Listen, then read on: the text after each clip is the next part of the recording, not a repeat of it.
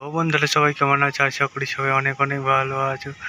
বন্ধুরা, দেখতে পাচ্ছ রাজ্য জুড়ে এবার ঝড় বৃষ্টি পুরোপুরি চালু হয়ে গেল। তোমাদের যেমনটি বলেছিলাম তেমনটি দেখতে পাচ্ছ বন্ধুরা। অন্ধকারে সেই মতো তুলতে হচ্ছে না, তাও দেখতে পাচ্ছ যতটা পাচ্ছি তুলে ধরছি।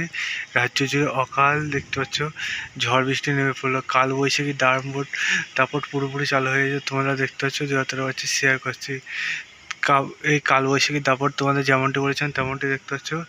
এখন যত রাত গড়াবে তত এর দাপট বাড়বে এবং বৃষ্টিপাত যে সমস্ত অঞ্চল আমি বলেছি সেই সমস্ত অঞ্চলে বৃষ্টিপাত ঘটবে। ঠিক আছে, এই বৃষ্টিপাতের পরিমাণ যত রাত যাবে বাড়ুক এবং বন্ধুরা এই ঝড়ের দাপটও কালবৈশাখী বাড়বে।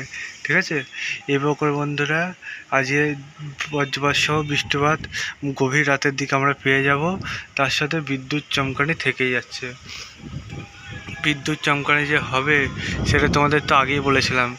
বন্ধুরা দেখতে পাচ্ছ বন্ধুরা, এখানে অকাল দেখতে পাচ্ছ একদম মেঘ করে উঠেছে। ঠিক আছে, অকাল মেঘ করেছে।